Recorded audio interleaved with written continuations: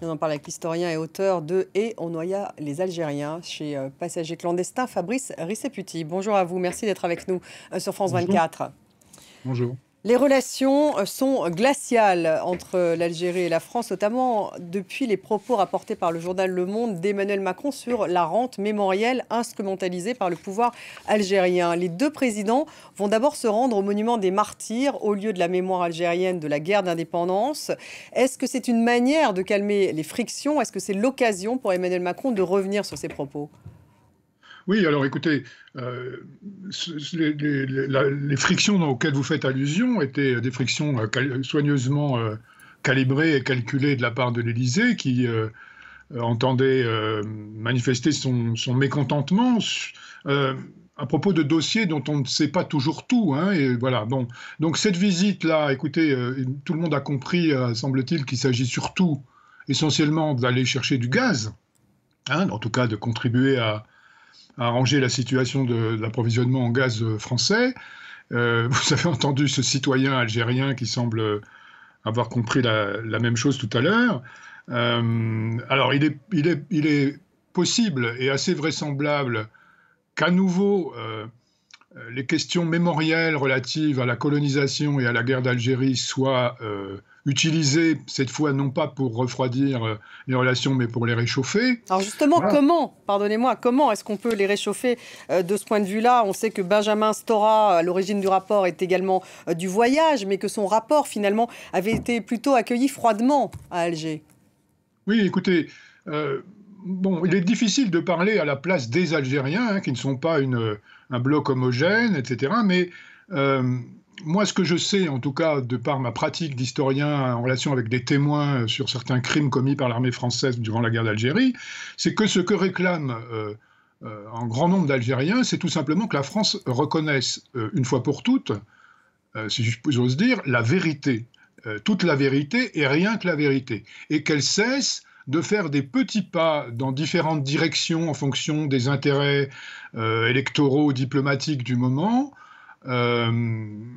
qui servent en fait à éviter l'essentiel, qui est une chose que la République française n'arrive toujours pas à faire 60 ans après 1962, c'est comment dire, de dire ce qu'elle pense aujourd'hui de ce qu'a été la domination coloniale de l'Algérie pendant 132 ans et ce qu'a été la guerre terrible qu'elle a menée pour empêcher le peuple algérien d'accéder à son indépendance pendant 8 années.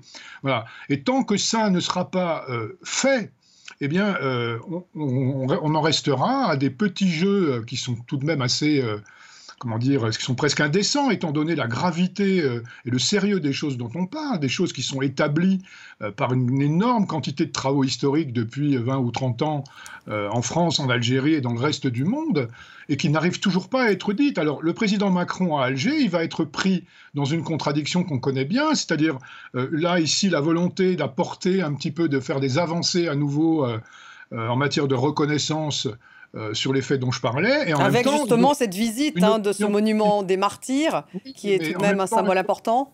tout à fait une opinion publique française qui est très peu disposée à accepter de telles avancées. Je vous rappelle quand même que l'année du 60e anniversaire de la fin de la guerre d'Algérie, on a vu un président à l'Assemblée nationale, un doyen, un vieux militant du Front National, faire applaudir un discours de nostalgie de l'Algérie française. Ça dit bien dans quel déni on est encore en France, et le président Macron, il est pris dans un étau entre cette volonté ici de réchauffer les relations et la difficulté et son souci de ne pas provoquer de hurlements à la repentance à son retour en France. Là, on parle d'un geste symbolique comme celui de la restitution d'archives de la période coloniale. Ça pourrait avoir lieu? Oui, écoutez, c'est une revendication ancienne et légitime des Algériens que de voir ces archives qui les concernent au premier chef revenir. Simplement, ça pose d'énormes problèmes matériels. On parle ici de quantités absolument colossales d'archives qui ne sont pas numérisées, hein, et donc de problèmes matériels considérables, sans parler des problèmes politiques que ça pose. Est-ce qu'il faut les partager? Est-ce qu'il faut les rendre intégralement à l'Algérie? Enfin bon, je ne sais pas du tout. Moi, je n'ai pas eu... rien, semble-t-il, n'a fuité sur une déclaration de ce genre, mais pourquoi pas? Oui, c'est un des terrains sur lequel Macron pourrait avancer. Il pourrait avancer aussi sur les conséquences des essais nucléaires fait par la France dans le Sahara algérien. Il pourrait avancer sur la question de l'utilisation des armes chimiques, du napalm et les gaz toxiques sur laquelle la France continue à faire de la rétention d'archives. Hein. On n'est toujours pas en mesure d'accéder aux archives de l'armée sur ces usages-là. Il pourrait avancer sur la question des disparus de la guerre d'Algérie.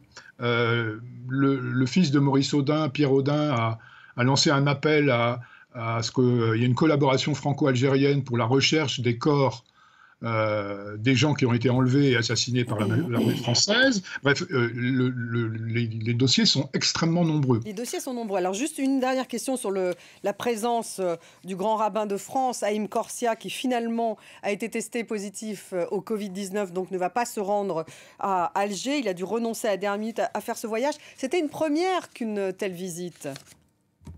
Oui, en effet, écoutez, moi, elle me paraissait tout à fait bienvenue.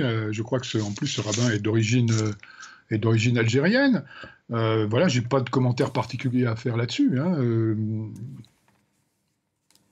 D'un point de vue historique, oui, non, ça vous... Oui, alors écoutez... ça vous marquait pas particulièrement? Non, ça n'a... Voilà, je ne trouve pas ça... Enfin, c'est bienvenu, mais c'est tout, quoi. Voilà.